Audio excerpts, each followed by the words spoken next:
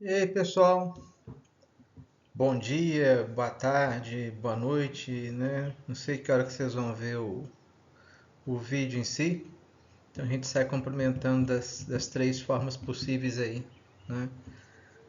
Essa aqui é a aula sobre os cerâmicos, o finalzinho aí, chegando finalmente da matéria, né? Vou abordar a questão da cerâmica e fazendo um certo fechamento também, buscando um pouquinho do que diz respeito a questão de reciclagem, a questão, né, de cuidados ambientais relativos a esse material. Tá? Vamos passar para o próximo slide. Cerâmicos, né, significa material queimado. Não é à toa, né, o nome. São vários processos que envolvem os tipos de cerâmicas, mas de forma geral, todos eles envolvem calor. Então faz muito sentido. Tá? Cerâmicas são substâncias inorgânicas, ou seja, não são baseadas em carbono, né? Não metálicas, constituídas de elementos metálicos e não metálicos, com propriedades que variam em função de suas ligações. Então, inorgânico, não tem carbono, não metálico, não é predominantemente, né, formado por metais, mas pode ter alguns compostos metálicos, porque na verdade são misturas, né? E as principais propriedades estão ligadas às características de ser uma ligação iônica, por isso que de forma geral, né, elas são isolantes, porque a ligação metálica de forma geral são condutores, justamente pela facilidade de movimentação dos elétrons. A ligação iônica não tem essa facilidade, mas tem a ligação iônica geralmente ela é forte, né? Mas tem algumas misturas, alguns processos onde a cerâmica, né, possui uma ligação iônica mais fraca e aí nessa situação ela consegue sim conduzir. Tá? Tá aí o asterisco, né, em relação àquilo que é isolante, né? Cerâmicas avançadas como o carbeto de silício têm condutividade elétrica controlável, que varia significativamente com estímulos externos, como temperatura, luz, umidade ou gás, sendo usadas em aplicações de alta temperatura, aplicações onde metais não resistiriam e a cerâmica resiste. Uma das grandes vantagens de cerâmicas avançadas é justamente essa.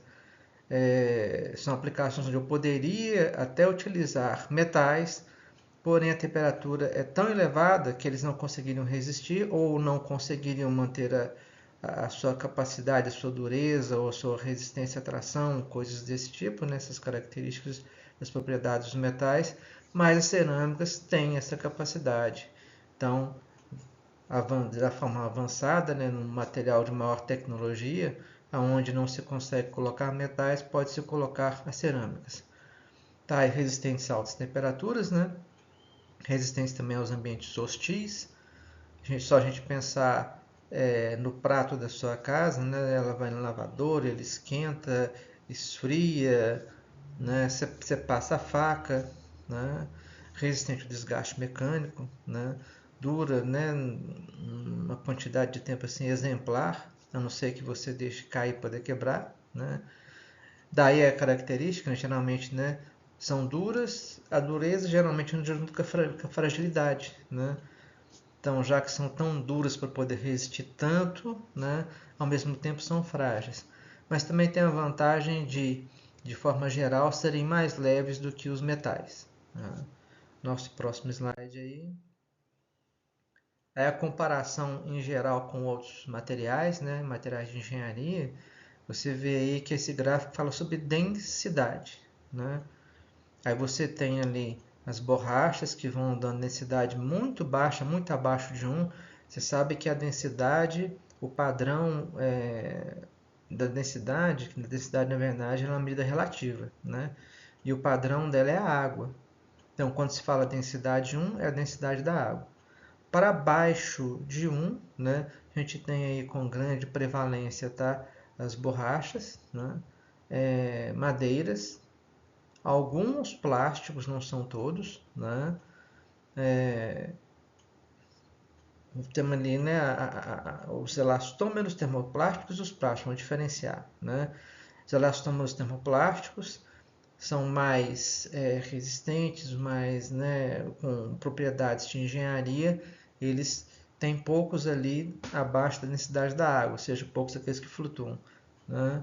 Já os plásticos mais simples, esses sim são predominantemente de densidade mais baixa, tá? E tem os materiais que estão, de forma geral, acima da densidade da água, não conseguem boiar na água, pesam mais, né, em relação ao seu volume, tá? Que são, por exemplo, né, as cerâmicas de forma geral, elas geralmente não, apesar de serem leves em comparação com os metais, mas elas não são leves a ponto de ter uma densidade menor que a da água, tá? Não boiam, né? Os metais ligas, né, todos eles, né, estão acima da densidade da água, os vidros também, tá? Daí, quando você analisa esse tipo de gráfico, né, você percebe, né, por que eu uso madeira para poder fazer canoa, né? Porque às vezes aviões de fabricação artesanal, você tem toda uma estrutura de madeira também, que alia uma certa resistência com também uma tremenda leveza por conta da densidade baixa, né? Nosso próximo slide é a comparação dos materiais de engenharia, mas aqui no sentido de se analisar a tensão de rotura ou tensão de ruptura, né? Na verdade, a resistência à atração, né? O quanto que o material é resistente. Então você vê ali, né, do 10 para baixo, né, uma predominância ali das borrachas, né, elastômeros, né, todos os materiais, né, não tão resistentes, tá? Madeiras, né? Aí você tem ali do meio para frente, né, predominância do que? Tá? Compósitos cerâmicos muito resistentes, né? Todos eles estão na faixa superior, tá? Metais e ligas, né? Plásticos vai desde os materiais menos resistentes até os mais resistentes. É claro que tem aquela coisa que a gente estudou na aula atrasada a respeito de plásticos, né? São somente aqueles plásticos de engenharia mais caros, mais bem feitos, né? Que conseguem ter uma resistência tão grande. E o vidro aparece junto ali com as cerâmicas, tá?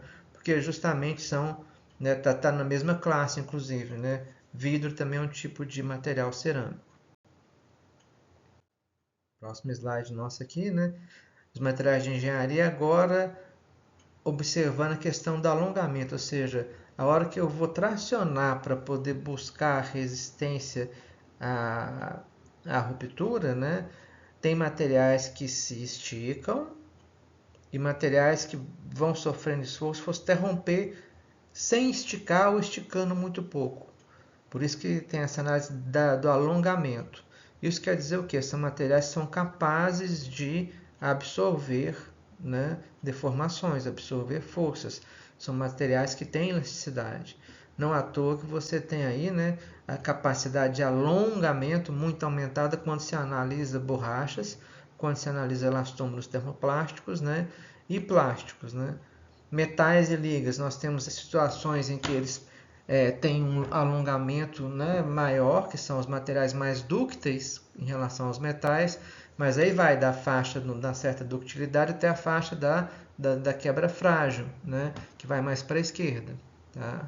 De forma geral, você vê que o vidro é muito frágil, né, ele está só na parte inferior aí do gráfico, né? Vidro, madeira, cerâmicos, metais da borracha dura, né? Se situam mais ali na questão da parte inferior do gráfico. Nosso próximo slide aqui. Aí a análise, né, da capacidade que esses materiais têm de resistir à temperatura em graus Celsius. Fica evidente também, né? Borracha, borrachaduros, elastômeros termoplásticos, todos eles não resistem a muita temperatura, né? Madeira, plástico, os próprios compósitos, tá? E aí vem, né, foi tão adiante a barra referente a cerâmica que não coube nem o nome, né? Que é essa quarta barra de cor meio um verde, meio amarronzado, né? É a cerâmica, né? Então é possível ver a quantidade, né, o quanto de temperatura que cerâmicas, metais e ligas e vidros são capazes de absorver, né? Então eles guardam né, cerâmicas, metais e ligas e o vidro, né, questões de alta resistência, ao mesmo tempo com capacidade de suportar altas temperaturas, as cerâmicas ainda mais que metais e ligas e ainda mais que vidros, né? Com o problema de, como são muito resistentes, tem dureza alta e então tem também uma certa fragilidade, uma facilidade de quebra. Nosso próximo slide aí, verificando a questão da reciclabilidade. Aí nós temos que chama atenção e por isso para nós é interessante, tá? Reciclabilidade do vidro é a principal que a gente considera na prática que o vidro é 100% reciclável, tá? Então você vê que ele está isolado ali, uma faixa estreita toda no campo superior do gráfico, o que está num resultado inclusive melhor do que metais e ligas, né? E as cerâmicas também, tá? As cerâmicas é muito mais uma questão de que na hora eu posso, né, quebrar e refazer o material, poder recuperar, só que não vai alcançar a mesma qualidade, por isso que não consegue ter tanta reciclabilidade assim, né? A madeira, a reciclabilidade dela tem a ver com eu ter outros usos para ela, né? Borracha, plásticos e compostos depende muito do tipo, né, de material que está sendo avaliado em relação ao reciclável. Com relação aos plásticos, por exemplo, o isopor não é reciclável, né? De forma geral, os materiais que são termofixos, ou seja, eles não podem ser aquecidos novamente, né? Na classe dos plásticos, né? Eles não são recicláveis. Você pode sim reutilizá-los, né? Inclusive para poder obter energia térmica, mas não, né, queimando, né? Mas não realmente reciclando o material. Aqui dá uma noção um pouquinho mais complexa dessa questão ambiental relativa aos materiais, e vocês veem aí. Para o aço, tá? Para a fabricação do aço, eu tenho que desprender uma energia de megajoule por quilo, ou seja, quantos megajoules eu preciso desprender para poder produzir 1 quilo de aço, imaginando todo o processo desde lá, né,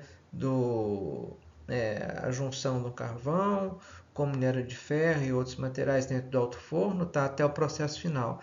Então eu tenho ali de 29 a 42 megajoules por quilo, né, e a produção ali de 1,05 a 2,75 kg de CO2 para cada quilo de material, ou seja, tem tanto a questão da energia que eu gasto para produzir material, quanto o CO2 que eu preciso emitir, que dentro da questão ambiental é importante para mim a energia gasta e também por conta, né, de que eu estou consumindo algum tipo de recurso, né, de forma geral, energia elétrica, né, a gente está nessa discussão, né, hoje em dia da matriz, né, pode ser fonte hidráulica, pode ser fonte térmica, que pode ser um gás, pode ser um carvão, pode ser óleo, né, por isso que ela é importante, e a emissão de CO2 está relacionada aí com o efeito estufa, tá?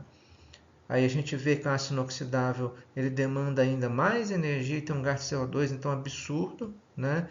Mas na hora que você vai analisar o reciclado, a produção do aço cai do 29 a 42 para 8,110 megajoules por quilo. E o CO2 também cai ali para menos da metade. Alumínio. Veja só a quantidade absurda de energia que é necessária para se produzir alumínio, porque justamente ele lida só com fornos elétricos, né? Uma quantidade de energia elétrica muito grande, tá? 121 a 292 megajoules por quilo. Inclusive é o que faz o preço do alumínio ficar caro, porque é um metal relativamente abundante na crosta terrestre, mas o processo de fabricação, né, demanda muita energia. E aí também a mesma coisa, né, CO2 emitido, né, são 11,45 kg de CO2 emitidos para cada quilo de material produzido. Por quê? É a quantidade de CO2 de material que eu preciso queimar para produzir toda a energia necessária para poder processar o alumínio. E olha como ele cai em relação ao reciclado, né? Ele cai de 121 até 292 megajoules para 8,1 a 28,8 megajoules por quilo, né? E mesmo a emissão de CO2 também, tá? Por isso que o alumínio reciclado é tão valorizado, né? a sucata de alumínio, né, catar a latinha, né, por isso que paga tão bem, tá? E aí vai, isso vale, né, para o chumbo. O chumbo está muito presente nas baterias automotivas, essas baterias que são usadas, né, não automotiva não no sentido só do carro, né, carro, trator, máquina agrícola, por aí vai, né, e o cobre também, né, também tem uma boa, né, um bom ganho aí na reciclagem dele, tá? Aqui mostrando, né, dividindo entre do lado esquerdo, né, cerâmicas tradicionais, tá, e do lado direito, né, as cerâmicas avançadas, né, ou seja, a tecnologia, né, que vai sendo adotada, tá, vai andando ali, né, no gráfico, né, conforme eu adoto mais tecnologia para produzir essa cerâmica. Então eu saio da baixa tecnologia, que são tijolos, né, não tijolos, né, tijolos, telhas, louças, azulejos, vidros, né? Que vocês têm uma fabricação que a gente encontra até em cidades pequenas, tá? Passando ali pelos materiais poluentes, abrasivos, né? Ossos artificiais que já tem uma certa tecnologia, né? Dentes artificiais, articulações, até as aplicações em motores, turbinas a gás, turbocompressores, né? Sensores semicondutores, tá? Então você vai desde a tecnologia mais baixa até a tecnologia mais avançada, né? As cerâmicas tradicionais, né, são basicamente de argilas, né, tipos de argila, tá, com outros óxidos, né, sílica e feldespato, são todos elementos encontrados na Terra, né, na crosta terrestre. Tá? São ligados às cerâmicas tradicionais a produtos estruturais como os tijolos e pisos, né? E as cerâmicas brancas, que são essas que a gente encontra em casa, que são as sanitárias, né? Que é onde se tem o maior teor de feldespato, que na verdade é um tipo de giz, né? Por isso a coloração branca dessas cerâmicas, tá? Já as avançadas têm uma constituição diferente, né? São tipos, né, de óxidos, carbetos e nitretos, né? Muito utilizado está a alumina, principalmente a refratário, o carbeto de silício, muito duro, né? Muito usado também para poder fabricar justamente ferramentas de corte, e o nitrito de silício usado em componentes de motores, né? Principalmente válvulas de motores que estão sujeitas ali a altíssimas temperaturas, motores a combustão. Aí o resumo, né, das características da cerâmica avançada e da tradicional. Matéria-prima da avançada é matéria-prima fabricada, é sintética, da tradicional é natural, encontrada naturalmente na Terra, precisa só separar, né, os elementos. Tá? Ela é altamente controlada, a avançada, e pouco controlada na tradicional. A avançada, né, ela não tem uma fase vítrea, não fica vitrificada, né? Já a tradicional fica vitrificada, é só você verificar que é o prato novo, né, ele está brilhando, né? Para se analisar a cerâmica avançada, eu preciso de microscopia eletrônica, que é muito mais precisa, e a tradicional eu consigo visualizar os detalhes dela pela microscopia óptica, essa que a gente tem microscópio, né, que a gente vê normalmente na escola. Tá? E o custo, né? Aí não é um valor de custo em reais, é um valor só relativo. Se a tradicional é um em termos de um por quilo, vamos colocar assim, a avançada vai de 10 a 10 mil. Depende do que eu estou misturando e o processo de fabricação dela. Aí vem, né, aplicações avançadas. É interessante comentar com vocês que hoje em dia, em termos de cerâmica, a gente tem vamos falar assim, um grande campo ainda a ser explorado em termos da supercondutividade das cerâmicas, né? Supercondutividade quer dizer o quê? É a capacidade de passar corrente elétrica sem perda, sem nenhuma resistência ao fluxo de energia elétrica. Né? Mesmo cobre, a prata, materiais que são de excelência na condução, né? Eles têm perdas, eles têm alguma resistência à condutividade, por isso que gera calor, inclusive. Né? Os supercondutores, que são cerâmicas que trabalham a baixíssimas temperaturas, né? Esses aí não tem perda. Né? Por isso que eles são tão interessantes. Tá? O problema é justamente esse, né? Para poder funcionar como supercondutor é necessário baixíssimas temperaturas, e essa parte da temperatura ela é difícil de ser obtida. Tá? Aqui, deixa eu voltar aqui o slide. Espera um pouquinho, gente. Aguarda aí. Rapaz, que interessante. O slide aqui não volta. Olha, não está disponível o recurso de retornar durante a gravação, né? Então vamos lá. Na verdade, é só ia ter um maior detalhamento sobre sua condutividade, mas eu tinha falado tudo a respeito, então tá tranquilo, tá? Quando a gente fala de materiais cerâmicos, né, a gente tem aqui, né, a questão dos materiais cerâmicos, que são divididos entre o quê? Argilas, vidros, refratários, abrasivos, cimentos e as cerâmicas avançadas. Quando a gente fala de cerâmica, vamos tomar como exemplo o prato da casa de vocês, tá? Ou então mesmo um refratário, né? Eu tenho uma junção de elementos na forma de pó, que eu ponho numa forma e aplico calor. Nessa aplicação de calor, eles, ao colocar na forma, eu vou umedecer, vou tornar eles uma certa pasta, né? Depois, dentro da forma, aplico calor, eles secam e adquirem sua forma. É assim que é fabricado, por exemplo, o prato na sua casa, tá? Quando eu fabrico o vidro, eu tenho esses elementos em pó que eu misturo, aplico uma quantidade absurda de calor para eles poderem se liquefazer, e aí eu despejo na forma como se fosse um processo de fundição. Então, entre a cerâmica e o vidro tem uma diferença de processamento. E quando a gente fala de argamassa, que na verdade são cimentos, né? Eu tenho que eu tenho, né, os pós, principalmente na questão da argamassa do cimento, né? Eu tenho ali como elemento principal ali o calcário, né? Eu vou aplicar, né, calor nesse calcário, vou retirar dali o pó e depois desse pó eu uso como aglomerante, né? Eu vou explicar isso com mais detalhes depois para poder dar a forma. Então, os processamentos, né, sempre tem calor presente, daí a origem do nome querâmicos, né, queimados, tá? Mas a sequência do processamento varia conforme eu vou trabalhar esse material cerâmico. Tá aqui a questão, né, da fabricação do vidro, né? Eu tenho aqui as matérias-primas, né? Areia, soda, calcário, né?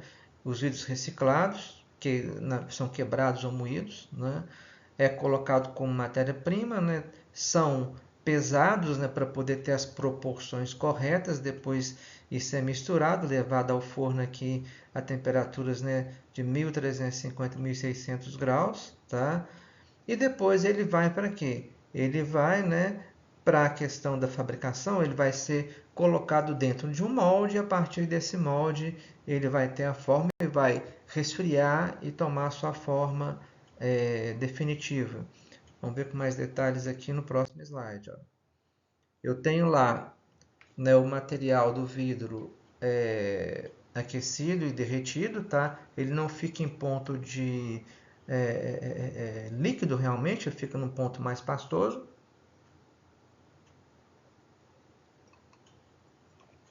Aguinha, né, gente? Molhar a palavra, né? Eu tenho ele mais pastoso aqui e tem aqui o que? Eu tenho um molde aonde eu faço pressão e ele adquire a forma, depois é só resfriar e ele está pronto para o uso, né? De outra forma aqui, né? Eu tenho a mesma coisa. Então eu tenho um material pastoso, eu faço a abertura dele e depois eu venho com esse molde inicial e faço o que? Faço a insuflação dele com ar. E aí ele adquire, né, um outro formato, tá? Então são dois processos aí de conformação para fabricação dos vidros como a gente conhece aí, tá? Que reforçando, né, fabricação de vidro é feita a partir principalmente da areia que contém sílica, né? As vidrarias fundem outros elementos junto com a areia, depois dá diversos formatos a ele, a gente usa, ele vai para a coleta seletiva, onde ele é quebrado e novamente misturado com outras matérias-primas e volta a ser vidro, tá? Por isso a gente fala que o vidro é 100% reciclável. Aqui como curiosidade, né, coloquei para vocês aqui que quando lá no início da matéria falei que a gente ia ver o processo de tratamento térmico do aço, porque depois o tratamento térmico do aço ele serve de referência para outros tipos de tratamento térmico de outros materiais. É o caso, por exemplo, do vidro. Quando a gente fala de blindex, né, a gente está falando de um vidro que adquire uma resistência muito grande por conta justamente de um processo de têmpera, né? Ou seja, um tratamento térmico. Está ali o texto, né? Ele é colocado no forno horizontal, garantindo que a peça não tenha marcas de pinça, que ele repousa, né, em cima da mesa, tá? Submetido a uma temperatura de 600 graus. Nesse momento recebe resfriamento brusco, igual acontece com o aço também, né? Joga um aço sob pressão, só que o aço eu jogo ele, né, ou na água, que é o mais violento de todos, ou no óleo, tá? E no vidro não posso fazer isso porque é muito violento para o vidro. A gente faz, né, a redução brusca de temperatura dele através do ar sob pressão, né? E isso daí faz com que as moléculas se agrupem rapidamente, né? Fica um vidro sob tensão, aumenta essa questão da fragilidade dele, porém, né, a dureza, a resistência mecânica dele é muito aumentada. Essa é a questão toda do vidro blindex. Resistência do vidro ao choque térmico, né? Eu tenho, né, para poder fazer ele ter resistência ao choque térmico, tá? Um processo de recozimento, tal e qual acontece também com têmpera e recozimento do aço, né? O vidro recozido, né, suporta diferentes temperaturas por volta de até 60 graus centígrados, né? E o vidro temperado suporta temperaturas de uma fase para outra de até 300 graus centígrados, né? Quando a gente fala dos vidros que podem ir, né, ao forno, tá? É justamente esse o caso, né? São vidros que eu consigo colocar no forno, né? Depois eu tiro, eu não vou colocar na superfície da água para trincar, mas eu posso colocar numa superfície, né, relativamente mais fria, como por exemplo, né, o granito da pia, tá? Seco, sem água, né? Que ele não vai trincar, tá? Ao mesmo tempo tem uma capacidade de resistência muito grande, né? O vidro comum suporta uma carga de 35 kg, considerando, né, uma chapa de 300 por 1000 milímetros com 6 milímetros de espessura, né? Aí tem toda a questão da resistência materiais, né? Por isso que a coisa está toda aqui padronizada, né? Tamanho padronizado e os apoios também à mesma distância, tá? Então, suporta 35 kg o vidro comum, e o vidro temperado suporta até 170 kg. Só para poder exemplificar o tanto que o vidro temperado tem uma resistência muito maior do que o vidro comum. E aqui mostrando, né, o vidro comum, né, quando quebrado, quebra em cacos maiores e pontiagudos, extremamente perigoso, que a gente sabe quando quebra um copo, né, dentro de casa de vidro normal, tá? Quando eu tenho vidro temperado, né, os cacos pequenos, pouco cortantes, que é um efeito benéfico, né, do processo de tratamento térmico dele, tá?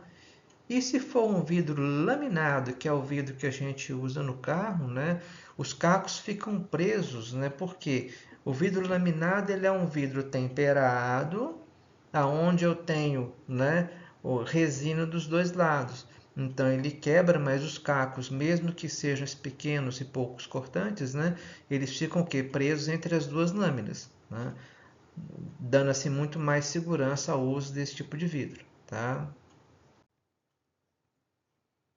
Componentes do vidro, né?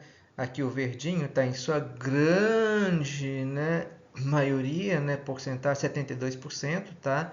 E todos os outros elementos, né, vêm em nível menor, pegando aqui, né, a questão do 14%, que seria aqui o sódio, né, 4% potássio, uma coisa bem mínima aqui de alumínio, 0,7, né, e 0,3% aí o magnésio, tá? Ali a questão toda que eu tinha mostrado para vocês, né? Que na reciclagem, tá? produção de 1.000 quilos de vidro novo, o quanto que eu tenho de poluição, o quanto que eu tenho de gasto de água, gasto de energia, né, e de areia, tá? Aqui eu tenho, né, no lugar de toda a areia, vidro velho, né, energia menos 30%, água menos 50%, poluição menos 90%. Daí a grande vantagem de se produzir o vidro reciclado. E isso observando toda essa questão da questão ambiental, né? Não estou falando de custo, tá? Aí dependendo do vidro, né, fica mais barato eu produzir vidro novo do que ter que ajuntar todo esse vidro velho para poder conseguir, né? Então ainda tem a gente tem que ver essas resistências, né? Na verdade, quando a gente fala do vidro, quando a gente fala das cerâmicas e dos metais, né, o desejo, né, o sonho de todo ambientalista é o que? Eu, a partir do momento que fabriquei uma certa quantidade de metal e de vidro e de cerâmica na face da Terra, eu ir só reciclando aquilo ali, eu não ter necessidade de trabalhar mais com material virgem envolvendo essas classes, né? Ou seja, a do vidro, tá? Dos metais e diversos tipos de metais, né? Metais e ligas, né? E os cerâmicos, tá? Mas aí vem a questão toda do uso do petróleo, dos plásticos, né, das borrachas sintéticas, tá? Então, realmente é uma coisa que necessita da boa vontade da sociedade de forma geral para que, mesmo que se pague um pouco mais caro, a gente tenha condições ambientais melhores, né, em relação aos materiais de engenharia e os materiais do nosso dia a dia.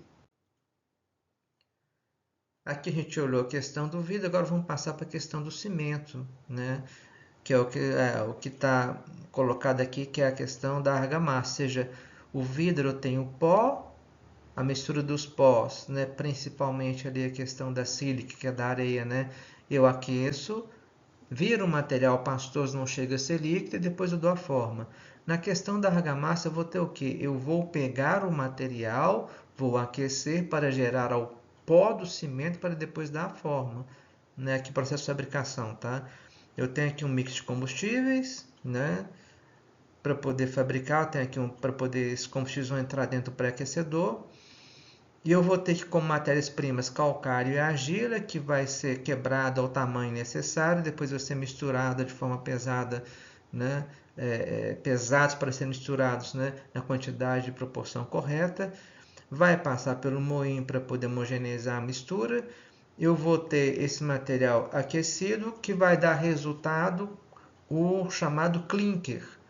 A matéria-prima é calcário e argila, que quando aquecidos, né, no forno, tá, pré-aquecedor, eu vou ter o que? Um material chamado clinker. Ao clinker eu vou adicionar gesso, escória, aquela escória de alto forno, ou pozzolana, que é um outro tipo de material, tá? E calcário, em determinadas, né, proporções, tá?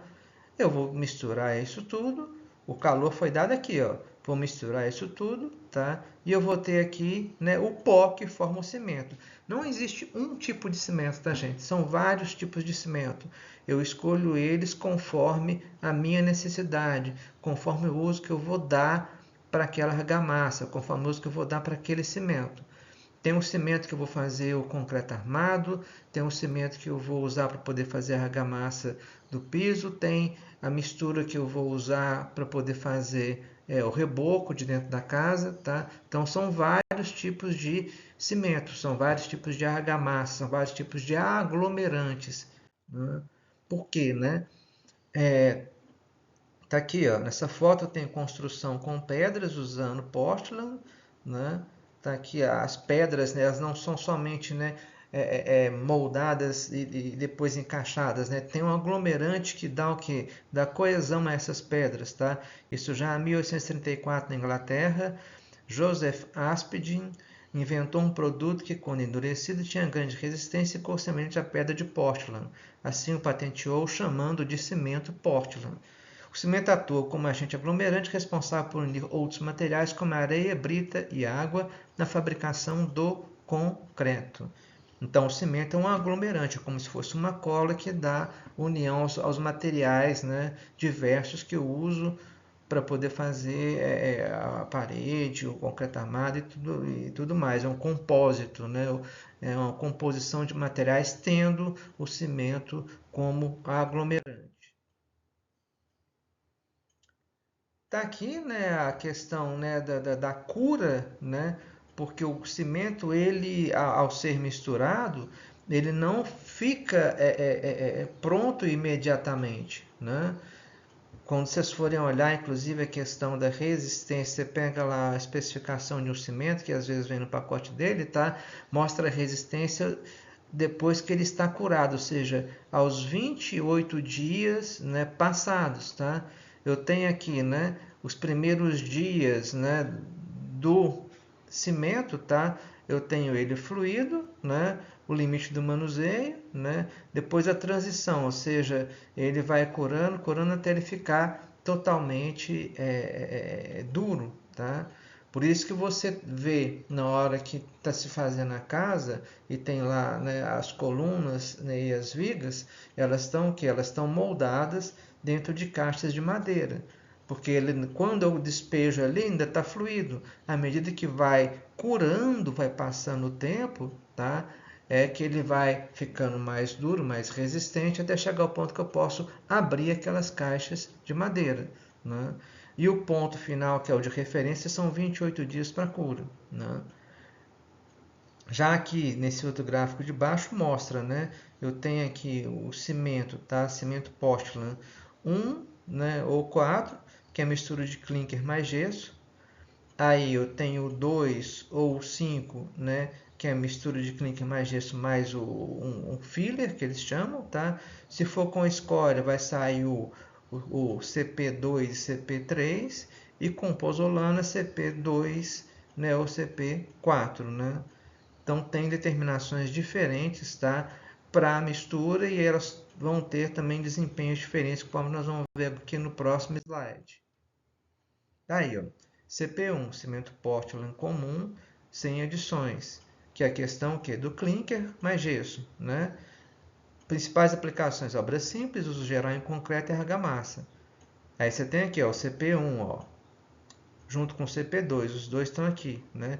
Resistência nos primeiros dias, resistência final, calor gerado com reação de cimento, resistência a agentes agressivos e durabilidade. São todos o que? Padrão, né? Isso envolve o CP1 e o CP2, tá? Que é o cimento Portland comum, o Portland com pequenas adições, né? Que é tudo uso geral, tá? E o Portland 2, que é com adições um pouco maiores, né? Que aí já é questão de ir para estruturas, fundações, lajes e pilares, né? Que é um pouquinho melhor do que aquele que é usado, né, no geral da obra. Já tem uma propriedade que está dentro do padrão, mas é um pouquinho melhor, né? E você tem o CP3, que tem alto teor de escória na sua mistura. Aí ele vai para quê? Ambientes agressivos, esgoto, maresia, indústria, né? Aí você vai olhar aqui, ó, né? Eu tenho, né, a resistência final dele é o que? Maior em relação ao padrão, né? Resistência dele a agentes agressivos também é maior em relação ao padrão, durabilidade também é maior em relação ao padrão. E eu tenho aqui o CP5, tá? O ARI, né? Que é com adição de pozolanas, não é de escória, usado em barragens, obras hidráulicas, resistência a sulfatos, ou seja, ele tem uma grande impermeabilização, né? Ele já é resistente, muito resistente nos primeiros dias, tá? Resistência final também é melhorada, aumentada, né? Agentes agressivos, né, é um pouquinho menor, mas a questão toda dele é o que, tá? Barragens, obras hidráulicas, né? É para poder impermeabilizar mais, né? Ou seja, cada tipo de cimento, né, dentre os vários tipos aí, eu vou ter, né, uma aplicação adequada para ele. Aqui eu coloquei para vocês, né, a questão do concreto armado, né, que eu tenho aqui a armadura feita, né, de barras de aço, tá? E vou ter o agregado aqui através do cimento, né? O concreto armado tem elevada resistência à compressão, baixo custo e boa durabilidade. Essas três características vêm do concreto, propriamente dito, tá? E a elevada resistência à tração vem da armação de aço. Por quê? Eu não tenho resistência à tração elevada no concreto.